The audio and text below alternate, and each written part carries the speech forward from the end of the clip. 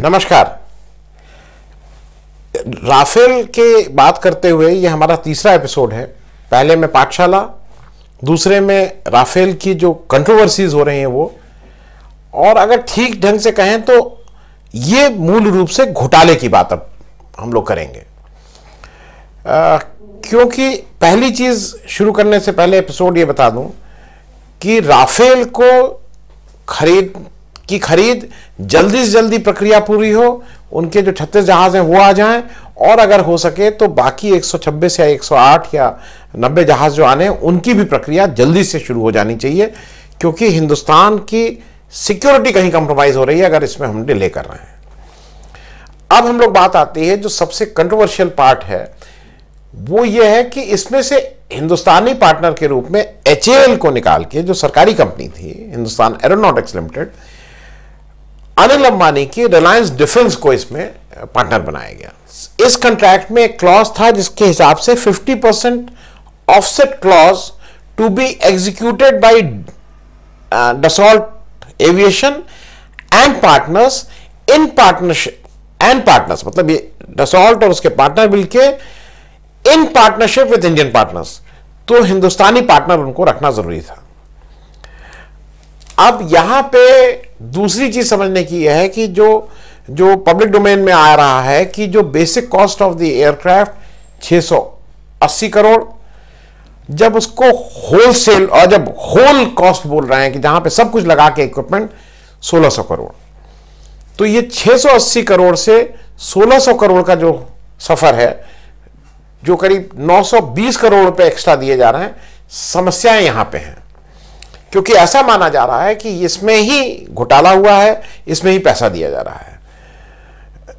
इस कंट्रोवर्सी की एक कंट्रोवर्सी ये भी है कि इसमें करीब 30,000 करोड़ अनिल अंबानी को ऑलरेडी मिल चुके हैं, जिससे वो अपना नागपुर के पास डसॉल्ट मतलब दासों के साथ मिलके एक ऑलरेडी एयरक्राफ्ट मैन्युफैक्चरिंग यूनिट बना रहे हैं, जो अगले साल से जिसकी डिलीवरी भी शुरू हो जाएगी। अब यहां पे दूसरी बात यह आती है कि ये कैसे कैसे हुआ, जो जिस वजह से इस पे आंखें उठ रही हैं, लोगों को समझ में नहीं आ रहा है कि रिलायंस डिफेंस लिमिटेड 28 मार्च 2015 को वजूद में आती है। उससे पहले पिछले एपिसोड में हम आपको बता चुके हैं कि 25 मार्च 2015 को दासों के जो अधिकारी थे, उन्होंने ऑलरेडी कहा था कि हम हिंदुस्तान की HAL के साथ इंडियन पार्टनरशिप कर रहे हैं। 8 अप्रैल को 2015 को फॉरेन सेक्रेटरी ने कहा था कि हम HAL के साथ दासो जा रही है, लेकिन 2015 को वो एकदम से अप्रैल में वो एकदम से चेंज हो जाता है। और हाल के दिनों में वहाँ के जो पुराने प्रेसिडेंट थे, प्रेसिडेंट ओलान, उन्होंने ये कहा कि हम लोगों को हिंदुस्तान सरकार की तरफ से इंडियन पार्टनर का नाम के रूप में अनिल अंबानी का नाम दिया गया था, इसलिए हम उनके साथ गए। अब यहां पे बार बार डिफेंस मिनिस्टर कह रहे हैं कि हमसे कोई मतलब नहीं, ये कमर्शियल डील थी, उन लोगों ने आपस में किया। अब एक रिलायंस डिफेंस जिसके ने इस पार्टनरशिप में इंडियन पार्टनर हुआ, उसके बारे में जरा समझ लीजिए। उसमें 4 डायरेक्टर हुए, ये 28 मार्च को इनकॉर्पोरेट हुए। पहले डायरेक्टर ललित जालान, सतीश सेठ और एंथोनी जेसुदासन। एंथोनी जेसुदासन का कॉमन नाम टोनी जेसुदासन है, और चौथे डायरेक्टर के रूप में अनिल अंबानी 30 मार्च को 2 दिन बाद इंडक्ट हुए। ये जो टोनी जेसुदासन हैं, ये अनिल अंबानी के लाइजन मैन हैं इन दिल्ली। ये दिल्ली के किसी भी नाम को से पूछ लीजिए, वो टोनी का नाम जानता है। मतलब टोनी एक लाइजन के रूप में, एक अफरंट के रूप में, कहां पैसा देना है, कहां पैसा लाना है, इनकी यही ख्याति है। इनकी कोई ख्याति कोई मैनेजमेंट कंसल्टेंट या एडवाइजर के रूप में नहीं है। ये पैसे लेन देन का काम अनिल अंबानी के लिए करते हैं। आपकी जानकारी के लिए एक और चीज बता दूं कि जो CBI के पुराने डायरेक्टर रंजीत सिन्हा 21 नवंबर 2014 को सुप्रीम कोर्ट के जज दत्तू ने उनके ऊपर एक PIL के कॉन्ग्रेचुलेशंस लेते हुए ये ऑर्डर पास किया था कि रंजीत सिन्हा जी को जो 2G स्कैम में रिलायंस का जिसमें इन्वॉल्वमेंट था, उसमें ये इंटरफियर नहीं करेंगे। उसमें साफ साफ कहा था नॉट टू इंटरफियर। हालांकि सीबीआई के डायरेक्टर हैं, लेकिन उन्हीं से कहा गया था ये काम आप नहीं देखेंगे। और उसमें आगे भी ये कहा था कि ये ऑर्डर 21 नवंबर 2014 को आया था। ये मैं इसलिए बता रहा हूं कि ये वो यशोदासन जी हैं, 2 दिसंबर को रिटायर हो रहे थे रंजीत सिन्हा, और सुप्रीम कोर्ट ने कहा था कि हम हटा उनको इसलिए नहीं रहे सीबीआई से कि आम आदमी का सीबीआई जैसे इंस्टीट्यूशन से विश्वास हट जाएगा। ये तेनू यशोदासन जी का ऑन रिकॉर्ड यह है कि ये रंजीत सिन्हा से और सेतु रमन जो दूसरे लाइजन मतलब ये काम देखते हैं रिलायंस अनिल अंबानी की कंपनी का, वो रंजीत सिन्हा के यहां उन 15 से 17 महीनों के बीच में 50 बार उनके घर पे मिले थे। कितनी बार ऑफिस में मिले होंगे रिकॉर्ड नहीं, घर पे 50 बार मिले थे। और इन्हीं सब को देखते हुए सुप्रीम कोर्ट ने ये ऑर्डर पास किया था। तो ये लोग अबव बोर्ड लोग नहीं हैं, इनकी कहीं ना कहीं इस तरह की संलिप्त रहते हैं, थोड़ा जिसको हम कहेंगे जो ग्रे एरिया है। आप एक और चीज समझ लें कि इसमें से ललित जालान जी ऑलरेडी 16 रिलायंस की दूसरी कंपनी में डायरेक्टर हैं, सतीश सेठ 11 कंपनी में हैं, टोनी जसुदासन अब चूंकि एंथनी जसुदासन हो गए वो 7 कंपनी में है, और अनिल अंबानी 18 कंपनी में डायरेक्टर हैं। एक चीज आप और समझिए कि इन सब कंपनीज का जो रिलायंस डिफेंस लिमिटेड है, इसका एड्रेस जो रजिस्टर्ड ऑफिस है वो है 502 plot number 91/94 Prabhat colony Santa Cruz east Mumbai. इस एड्रेस पे रिलायंस की 2015, जी आपने सही सुना, 2015 कंपनीज रजिस्टर्ड हैं एक एड्रेस पे। मतलब ये वेब ऑफ कंपनीज है, आप कभी पकड़ ही नहीं पाएंगे कि कौन सी कंपनी क्या है। और यहीं पे रिलायंस का यही स्पेशलाइजेशन है।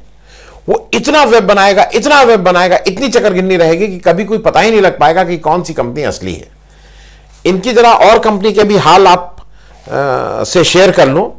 200 से ऊपर कंपनीज हैं जो केवल डिफेंस की हैं, हो सकता है 400-500 भी हैं। अब जरा नाम सुनना शुरू करिए। Reliance defence and aerospace private limited 20 दिसंबर 2014 में इनकॉर्पोरेट हुई, 1 लाख रुपए की अथराइज कैपिटल। डिफेंस एरोस्पेस है 1 लाख रुपए की अथराइज कैपिटल, 1 लाख रुपए की paid up capital. Reliance defence technologies private limited 20 दिसंबर 2014 को इनकॉर्पोरेट हुई, 1 लाख रुपए की अथराइज कैपिटल, 1 लाख रुपए की paid up capital. Reliance defence systems private limited शुरू 1 लाख से हुई, अब वो करीब 35 करोड़ या 335 करोड़ के पेड अप कैपिटल पे है। रिलायंस आर्मामेंट्स लिमिटेड 16 नवंबर 2017 में 5 लाख की अथराइज कैपिटल, 5 लाख की paid up capital. Reliance emanations limited 29 नवंबर 2017 5 लाख की अथराइज कैपिटल, 5 लाख की पेड अप कैपिटल। अब Thales Reliance defence systems limited 1 मार्च 2018 को इनकॉर्पोरेट हुई, 1 लाख की पेड अप कैपिटल, 1 लाख की authorise capital. Reliance helicopters limited 25 मार्च 2015 को इनकॉर्पोरेट हुई, 5 लाख की अथराइज कैपिटल और पेड अप कैपिटल। मैं आपको ये सारी चीजें इसलिए बता रहा हूं कि ये वेब ऑफ कंपनीज है। रिलायंस के बारे में मशहूर है कि ये प्राइमरली बैलेंस शीट कंपनीज होती हैं इनकी, इसका पैसा वहां ले जाना, उसका पैसा वहां ले जाना, आप कभी इसको पकड़ ही नहीं पाएंगे।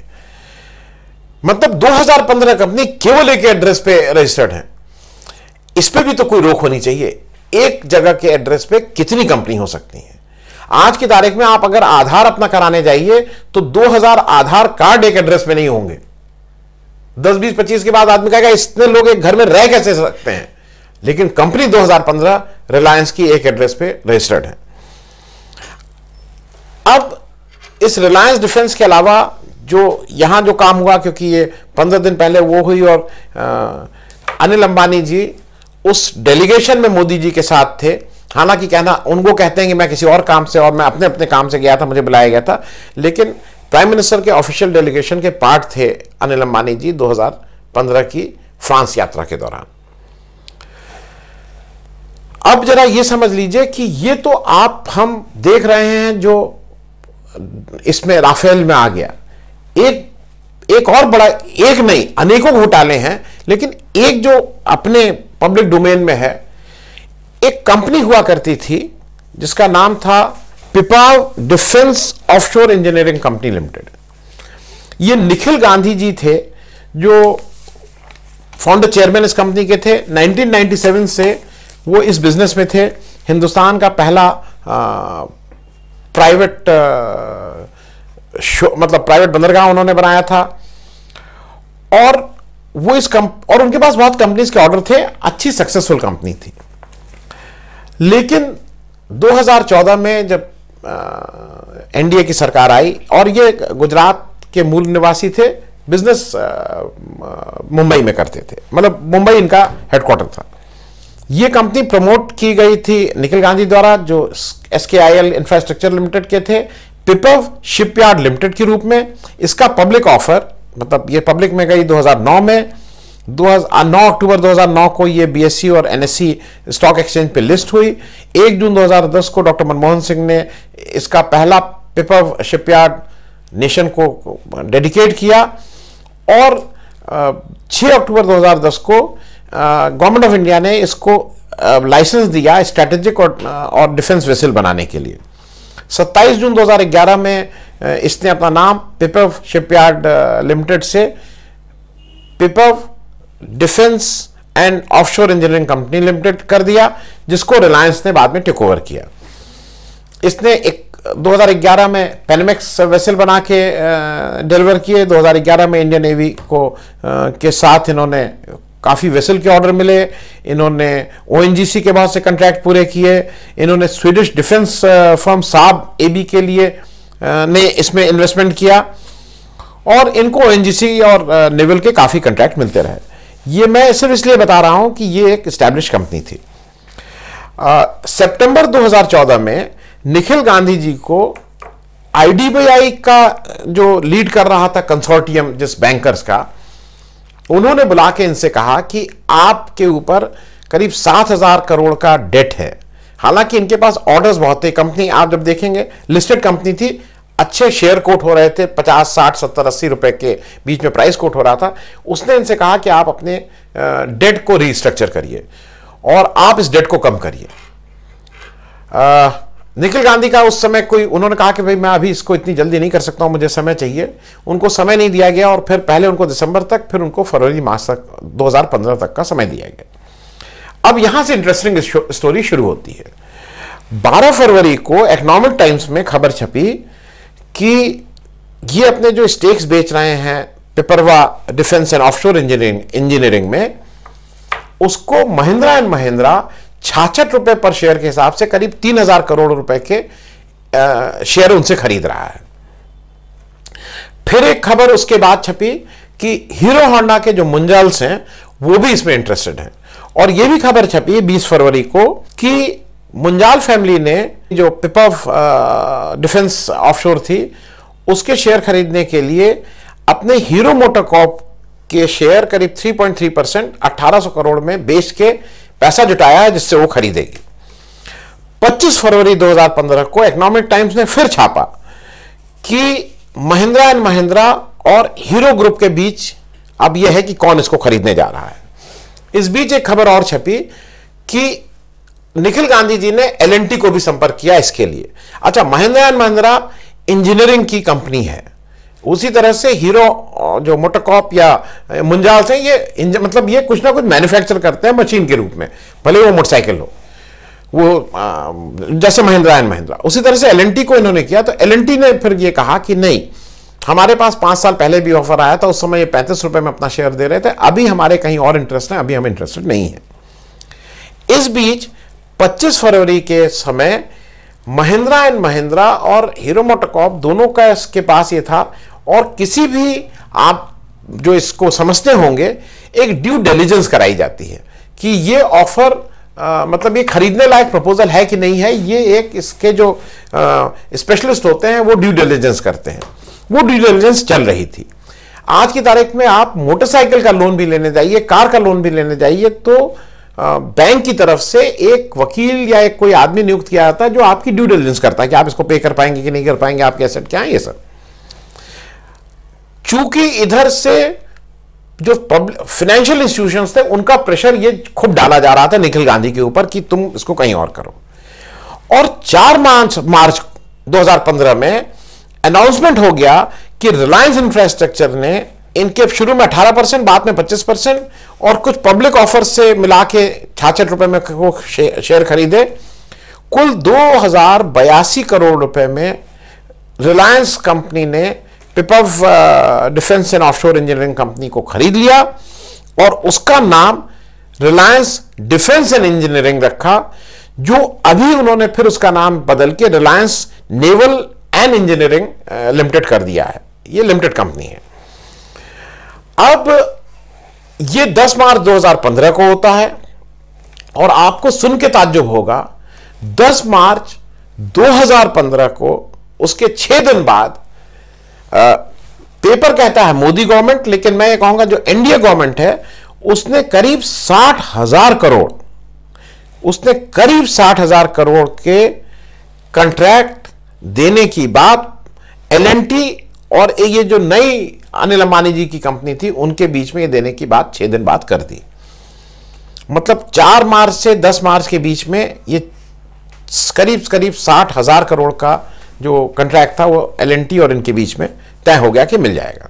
अब इसके बाद जरा एक चीज और समझ लीजिए, क्योंकि रिलायंस नेवल और इंजीनियरिंग ये क्या चीज है, क्योंकि इसके 8 डायरेक्टर्स हैं और एक नया आजकल चल रहा है कि ये रिलायंस को बिना बात के बदनाम किया जा रहा है। ये तो बहुत पुरानी कंपनी है, इसको 7th फ्लीट 7वें बेड़े का भी वो मिला है। साहब, रिलायंस पुरानी कंपनी नहीं, रिलायंस ने जो टेक ओवर किया वो पुरानी कंपनी है, उसके पास ट्रैक रिकॉर्ड है और उसने बेहतरीन जहाज इस देश में नेवल के उसने सबमरीन्स और उनका मेंटेनेंस का काम भी मिला है और मेंटेनेंस के उन्होंने बहुत से जहाज बना के डिलीवर भी किए हैं। अब इसके 8 डायरेक्टर हैं। 9वें डायरेक्टर जो अनिल अंबानी जी थे उन्होंने अभी अगस्त 2018 में इससे रिजाइन कर दिया, क्योंकि पब्लिक लिमिटेड कंपनी के 10 से ज्यादा के वो डायरेक्टर नहीं हो सकते हैं, तो इस चक्कर में उन्होंने इससे रिजाइन कर दिया। इन 8 डायरेक्टर में जो इंपॉर्टेंट है, बाकी डायरेक्टर्स का नाम मैं नहीं ले रहा हूं, 3 डायरेक्टर्स का नाम मैं लूंगा। उसमें आर.एन. भारद्वाज जी हैं, 72 साल के हैं, LIC के पुराने चेयरमैन और मैनेजिंग डायरेक्टर। राणा रंजीत राय जी हैं, x LIC executive director corporate communication होकर रिटायर हुए 2010 में, 67 वर्षीय। और एक जो तीसरे हैं वो इंपॉर्टेंट है, राजकुमार जी। Rajkumar ji nominee director of LIC हैं, मतलब LIC की चूंकि स्टेक्स है इस कंपनी ने, उसने अपने नॉमिनी डायरेक्टर नियुक्त किया है। राजकुमार जी जो प्रेजेंट CEO और whole time director LIC mutual fund के भी हैं। अब ये एक अजीब सी बात है, इस कंपनी के प्रमोटर अनिल अंबानी जी हैं। अनिल अंबानी जी का एक अपना म्यूचुअल फंड भी है। यहां पे LIC के म्यूचुअल फंड के जो डायरेक्टर और CEO हैं वो इस पे डायरेक्टर बन के बैठे हैं। क्या ये क्लैश ऑफ इंटरेस्ट नहीं है? आप एक डॉक्टर को अगर वो कहीं प्राइवेट प्रैक्टिस, मतलब एक सरकारी डॉक्टर अगर प्राइवेट प्रैक्टिस करता है तो आप तो उसको टांग देने के चक्कर में हो, आप उसके ऊपर कितनी धाराएं लगा के बंद कर देने के चक्कर में हो, हालांकि वो जान बचाने का काम कर रहा है। यहां पे तो साफ साफ क्लैश ऑफ इंटरेस्ट है।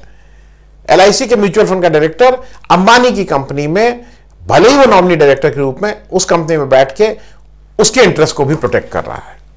तो ये तो एक बात है जिसका जवाब हम और आप कोई भी चाहेंगे। अब इसके बाद बात आती है कि इतनी जल्दी में ये क्यों किया गया इसका टेक ओवर, इस रिलायंस इंजीनियरिंग वाली कंपनी का, जिसका मैंने आपको बताया। देखिए 17 फरवरी 2015 को, ये सारी डेट्स इसलिए इंपॉर्टेंट हैं कि फरवरी महीने से ही ये चक्र चलना शुरू हुआ। 17 फरवरी 2015 को कैबिनेट कमेटी ऑन सिक्योरिटी ने करीब 6 न्यूक्लियर पावर सबमरीन और 7 worship at the cost of 1 trillion उसने कहा कि हम इसको खरीदने जा रहे हैं। और इसीलिए अनिल अंबानी जी का कहीं इंटरेस्ट जग गया और उन्होंने लाख 2 लाख 5 लाख की इतनी कंपनी बनानी शुरू की और वो इस धंधे में ठीक से लिप्त हो गए। आज की तारीख में जो राफेल डील का मेरे हिसाब से वो चाहे 500 में खरीदी जाए चाहे वो 5000 में खरीदी जाए, करोड़ में, राफेल हिंदुस्तान के लिए आवश्यक है। ये पॉलिटिकल लोगों की गलती की वजह से, जल्दी की वजह से, देरी की वजह से ये उनकी समस्याएं हैं। वो जहाज हमें चाहिए एट एनी कॉस्ट, क्योंकि देश की सिक्योरिटी कहीं कंप्रोमाइज हो रही है, पहली चीज। दूसरी चीज जो ज्यादा चिंताजनक है वो है अनिल अंबानी का डिफेंस में एज इंडियन पार्टनर इसके साथ आना। क्योंकि अनिल अंबानी जी का पास्ट रिकॉर्ड देख लीजिए, उन्होंने रिलायंस कम्युनिकेशन में लाखों करोड़ों फोन बेचे, छोटे फोन, वो सब चाइना से इंपोर्ट किए। जब वो फोन जैसी चीज यहां नहीं बना पाए, वो क्या ट्रांसफर ऑफ टेक्नोलॉजी जहाज की यहां करेंगे? ये लोग मूल रूप से ट्रेडिंग के लोग हैं, ये लोग मैन्युफैक्चरिंग का माइंडसेट नहीं है। देखिए, एक मैन्युफैक्चरिंग का माइंडसेट दूसरा होता है, ट्रेडिंग का माइंडसेट दूसरा होता है। आप किसी भी मैन्युफैक्चरिंग फर्म को उठा के देख लीजिए, आंख बंद करके, चाहे वो टाटा हो, चाहे वो बिरला हो, चाहे वो कोई भी मैन्युफैक्चरिंग, चाहे मुंजाल्स हो, किसी की 2000 कंपनी एक एड्रेस पे नहीं होंगी। ये तो ट्रेडिंग की कंपनी होती है, इस ट्रेड से वहां, वहां से वहां, वहां से वहां, इस हाथ से वहां, उस हाथ, वो कभी मतलब ये जो आड़तियों का काम होता है। तो आप ट्रेडर के हाथ में देश की सुरक्षा को सौंप रहे हैं। ज्यादा मुश्किल सवाल, ज्यादा जो मेरे हिसाब से चिंताजनक स्थिति ये है। आजकल एक नया शुरू और क्या हो गया है कि आप अगर ज्यादा बोल दीजिए तो वो आपको कई करोड़ का एक आपके ऊपर कोर्ट से नोटिस भिजवा देंगे, तो आपको चुप हो जाना पड़ेगा। आपको क्या लगता है अनिल अंबानी जी, जो उनका पास्ट रिकॉर्ड है, चाहे वो 2G स्पेक्ट्रम का रहा हो, चाहे वो रिलायंस पेट्रो के जो उन्होंने शेयर जब बेचे थे, वो कुछ भी रहा हो, वो क्या देश की सुरक्षा को एक मजबूत नींव बन पाएंगे? जवाब हमको और आपको देना है। धन्यवाद। अगर आपको हमारा ये कार्यक्रम अच्छा लगा तो कृपया सब्सक्राइब करें और साथ में वो छोटी घंटी भी दबा दें, जिससे आपको जब भी कोई नया वीडियो, नया एपिसोड अपलोड हो तो आपको उसकी सूचना मिल जाए।